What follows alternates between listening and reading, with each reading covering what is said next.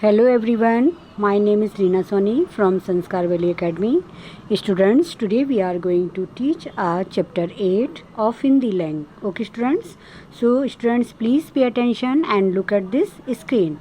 Your chapter name is chapter 8 संज्ञा विकार वचन डिस्क्लिनेशन ऑफ नाउन नंबर. ओके तो बेटा यहाँ पर आपको देखिए वचन की परिभाषा दी हुई है कि जब शब्द के जिस रूप से किसी व्यक्ति, वस्तु या पदार्थ आदि की संख्या का एक या एक से अधिक होने का बोध होता है उसे वचन कहते हैं. फिर से सुन लीजिए.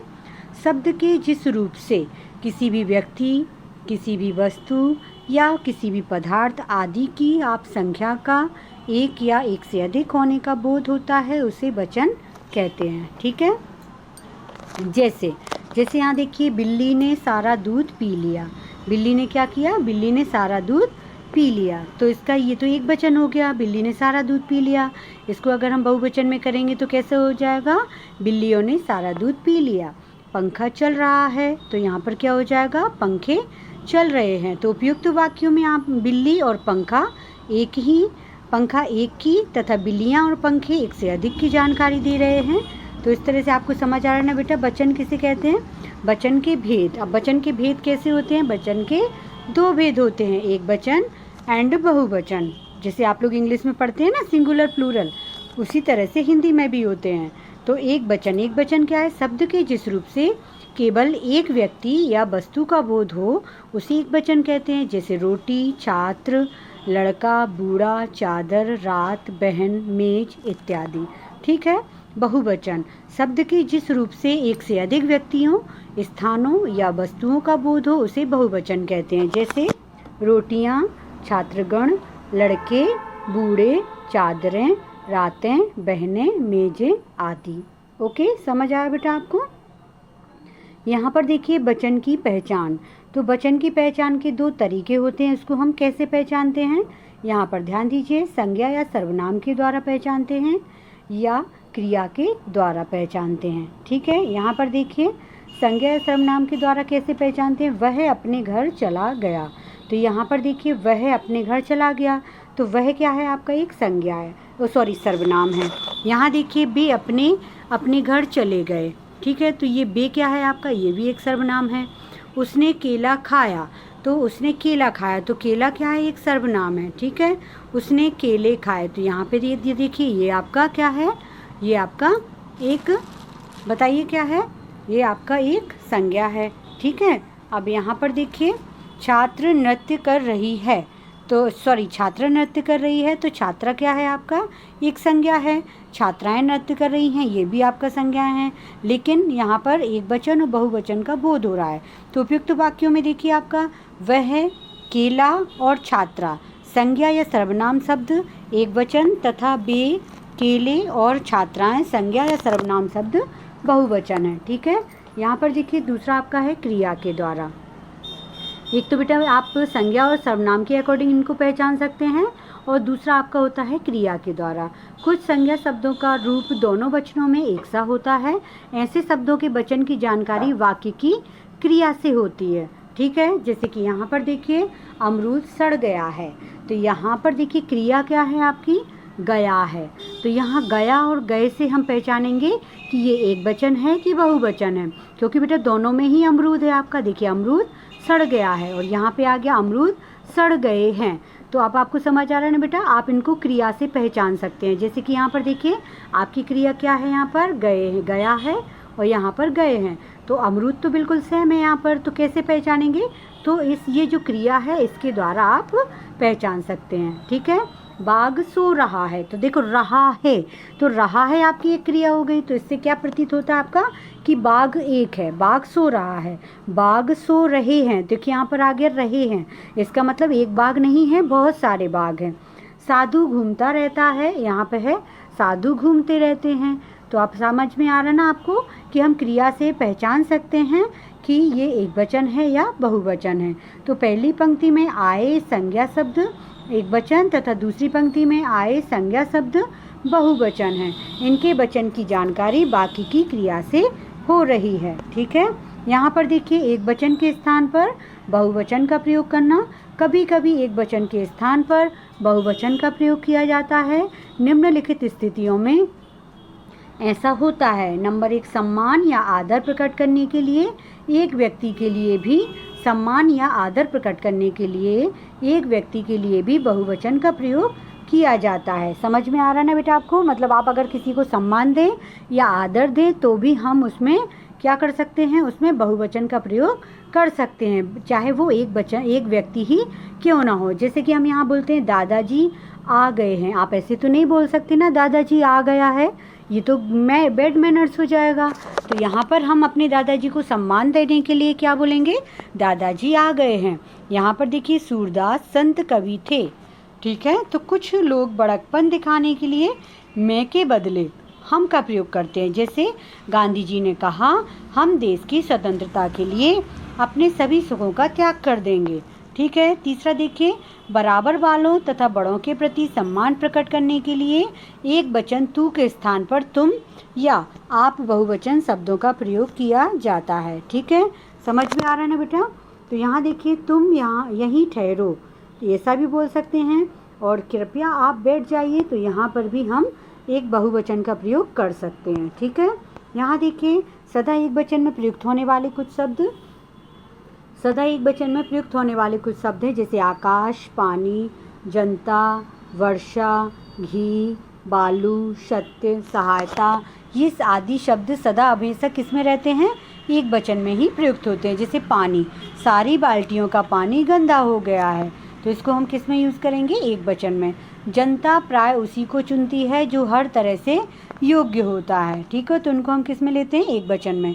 सत्य अंततः सत्य ही होता है, तो समझ आ रहा है ना बेटा? तो आपका सत्य, पानी, जनता, घी, वर्षा, बालू, सहायता, आकाश, ये सारे हमारे बेटा किस में आते हैं, एक वचन में, ठीक है। सदा बहुवचन में बेटा इनको तो आपको याद करना पड़ेगा, ठीक है। सदा बहुवचन में प्रयुक्त होने वाले शब्द लोग, बाल, दर्शन, होश, आंसू, दाम, प्राण, हस्ताक्षर आदि शब्द सदा बहुवचन में प्रयुक्त होते हैं। जैसे बाल, उसके बाल झड़ रहे हैं, तो उसके बाल झड़ रहे हैं, तो बाल आपका किस में आ गया बेटा, बहुवचन में आ गए। प्राण, क्षण भर में ही उसके प्राण निकल गए, तो समझ आ रहा है ना बेटा? तो ये प्राण भी आपका किस में आएगा, बहुवचन में। हस्ताक्षर, मैंने फॉर्म पर हस्ताक्षर कर दिए हैं, ठीक है, तो ये हस्ताक्षर भी आपका किस में आ जाएगा, बहुवचन में। एक वचन से बहुवचन बनाने के नियम, अब यहाँ पर बेटा मैं आपको बताने जा रही हूँ एक वचन से बहुवचन बनाने के नियम। तो अकारांत पुल्लिंग शब्दों के अंतिम आ को ए बनाकर, अकारांत मतलब जिसके लास्ट में आ शब्द होता है, और हम उसको क्या बना देते हैं, ए में, ठीक है। जैसे कि पंखा, पंखा का बहुवचन क्या होगा, पंखे। चूहा का बहुवचन क्या होगा, चूहे। संतरा आपका एक वचन है तो क्या बन जाएगा, बहुवचन, संतरे। चश्मा आपका एक वचन है तो बहुवचन क्या होगा, चश्मे।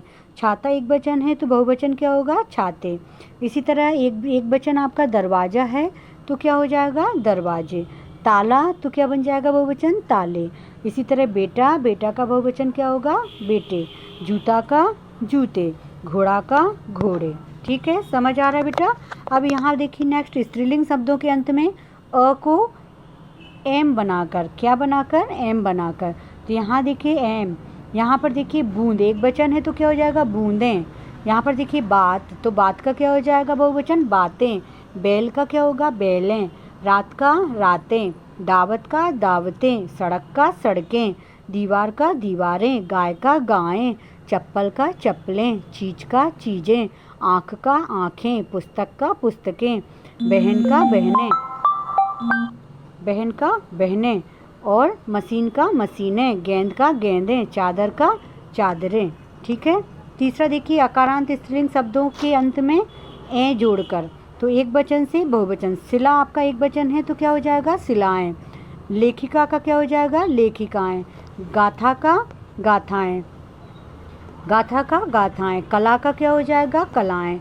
कविता का कविताएं, ठीक है। इसी तरह कन्या का कन्याएं। कथा का कथाएं। आत्मा का आत्माएं। छात्रा का छात्राएं। शाखा का क्या हो जाएगा, शाखाएं। तो ये बेटा आपके अकारांत जो थे उससे आपने जो एक में चांद बिंदी होती है ना, वो मिलाकर आप इसको बहुवचन बना सकते हैं, ठीक है। इसी तरह देखिए 4 इकारांत और इकारांत, शब्दों के अंत में या जोड़कर और ई को ई में बदलकर, ठीक है। जैसे टोपी का क्या हो जाएगा, टोपियाँ, मक्खी का मक्खियाँ, मछली का मछलियाँ, ताली का तालियाँ, बेटी का बेटियाँ, नाली का नालियाँ, राशि का क्या हो जाएगा, राशियाँ, संधि का संधियाँ, जाति का जातियाँ, रीति का रीतियाँ, नीति का नीतियाँ, विधि का क्या हो जाएगा, विधियाँ, ठीक है।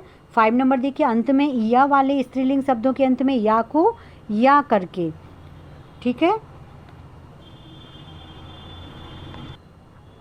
तो बेटा यहाँ पर देखिए आपका जैसे अंत में या वाले स्त्रीलिंग शब्दों के अंत में या को या करके, ठीक है। जैसे कि आपका है एक वचन पुड़िया, तो क्या बन जाएगा, पुड़िया, ठीक है।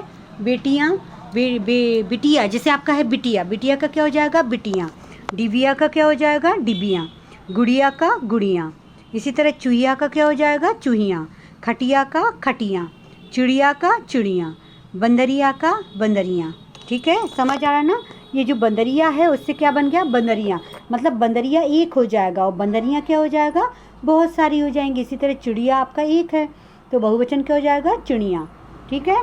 6 नंबर देखिए, उकारांत, उकारांत और उकारांत तथा औकारांत स्त्रीलिंग शब्दों के अंत में ए लगाकर और उकारांत शब्दों में बड़ा ऊ को ऊ में बदलकर हम इनको बहुवचन में बदल सकते हैं। जैसे कि यहाँ पर देखिए आपका यहाँ पर है धेनु, धेनु है तो देखिए उकारांत है, छोटा ऊ की मात्रा है तो धेनु एक वचन है तो क्या हो जाएगा, धेनु है।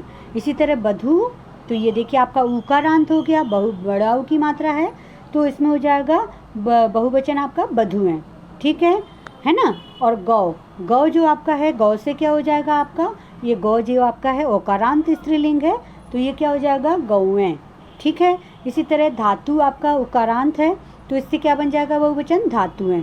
वस्तु, ये भी आपका उकारांत है तो इससे क्या बन जाएगा, वस्तुएं। इसी तरह ऋतु, ऋतु का क्या हो जाएगा, ऋतुएं, ठीक है बेटा। समझ आ रहा है ना आपको। अब 7 नंबर देखिए, 7 में आपका गण, जन, वर्ग, वृंद या लोग जोड़कर, ठीक है।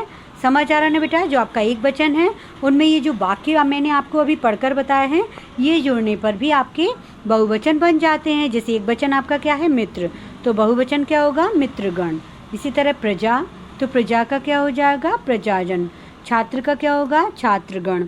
भक्त का क्या होगा, भक्तजन। इसी तरह एक वचन आपका क्या है, आप, तो बहुवचन क्या होगा, आप लोग। अध्यापक, तो अध्यापक का क्या होगा बेटा, अध्यापक वृंद। मजदूर का क्या होगा, मजदूर वर्ग। गुरु का क्या हो जाएगा, गुरुजन, ठीक है। तो शब्द के जिस रूप से किसी व्यक्ति, वस्तु या पदार्थ आदि की संख्या का एक या एक से अधिक होने का बोध होता है उसे वचन कहते हैं, ठीक है। वचन के 2 भेद होते हैं, एक वचन और बहुवचन, ठीक है। वचन की पहचान 2 प्रकार से होती है, संज्ञा या सर्वनाम के द्वारा और क्रिया के द्वारा, ठीक है। संज्ञा या सर्वनाम के द्वारा और क्रिया के द्वारा। अब यहाँ देखिए, सम्मान या आदर प्रकट करने के लिए एक व्यक्ति के लिए भी बहुवचन का प्रयोग किया जाता है, ठीक है। मतलब आप किसी को सम्मान दें या आदर दें तो उसके लिए भी आप बहुवचन का यूज़ करेंगे, ठीक है। लोग, होश, दर्शन, प्राण, आंसू, हस्ताक्षर, दाम, बाल आदि सदा बहुवचन में प्रयोग किए जाते हैं, ठीक है बेटा।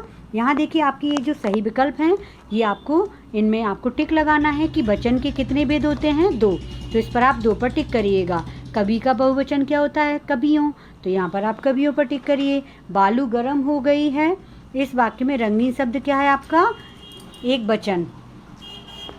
उसके प्राण सूख गए, इस वाक्य में रंगीन शब्द क्या है, बहुवचन। देखिए उसके प्राण सूख गए तो ये क्या है, प्राण शब्द बहुवचन, ठीक है। समझ आ रहा बेटा। इसके जो प्रश्नोत्तर है वो मैंने आपकी PDF तैयार की है तो आप इसको कंप्लीट राइट कर लीजिएगा। और यहाँ पर दिए गए वाक्यों में रंगीन शब्दों के वचन बताइए। तो यहाँ पर देखिए आपका पहला क्या है, सभी मशीनें पुरानी पड़ गई हैं, तो इसमें जो रंगीन शब्द है आपका मशीन है ये क्या है आपका बहुवचन, तो यहाँ पर आप बहुवचन राइट करिए। उन्होंने बहुत अच्छी कथा सुनाई, तो कथा क्या है, एक वचन। सीमा ने 3 सेब खाए, तो सेब क्या है आपका बहुवचन। जरा पंखा चला दो, तो पंखा क्या हो जाएगा आपका एक वचन। उनकी बेटियां समझदार हैं, तो बेटियां क्या हो जाएगा बहुवचन, ठीक है। दिए गए शब्दों के वचन बदलिए। महिला का क्या हो जाएगा महिलाएं, कली का कलियां, गुड़िया का गुड़ियां, इसी तरह अध्यापिका का अध्यापिकाएं, बहू का बहुएं, थाली का थालियाँ। ठीक है, समझ आया आपको। दिए गए शब्दों का अपने वाक्यों में इस प्रकार प्रयोग कीजिए कि उनका वचन स्पष्ट हो जाए। जैसे यहाँ बाल देखिए, मेरे बाल बहुत काले हैं, तो यहाँ पर देखिए मैंने इसका यूज़ किया है कि इसमें बाल शब्द भी आ रहा है और उसके वचन का यूज़ भी हो रहा है। सहायता, हमें गरीबों की सहायता करनी चाहिए, तो ये सहायता समझ आ रहा है ना। इसी तरह बेटा आपका राजा प्राण हस्ताक्षर आपको ये होमवर्क में खुद से बनाना है। ठीक है, रंगीन शब्दों के वचन बदलकर आपको वाक्यों को पुनः लिखिए। नेताजी को माला पहनाई गई, तो आप यहाँ क्या लिखेंगे, नेताजी को मालाएं पहनाई गई। यहाँ देखिए रातें अत्यधिक ठंडी हो गई, तो यहाँ आपका बदल के क्या हो जाएगा, रात अत्यधिक ठंडी हो गई है। उसकी सखी आ गई हैं, तो यहाँ पर बदल कर क्या हो जाएगा, उसकी सखियाँ आ गई हैं। प्रजाजन दुखी हो गए हैं, तो यहाँ हो जाएगी प्रजा दुखी हो गई है। जल में मछलियाँ तैर रही हैं, तो हो जाएगा जल में मछली तैर रही है। ठीक है, समझ आ रहा है ना बेटा। यह भी करें, आपको खुद से करना है। ठीक है, और ये देखिए बेटा, ये प्रश्नोत्तर आपको मैंने ये PDF बनाई हुई है, तो इनको आप अपनी नोटबुक में इसको कंप्लीट राइट कर लीजिएगा। ठीक है, समझ आ रहा है ना बेटा। Okay, so that's all for today बेटा। टेक केयर एंड बाय बेटा। ओके।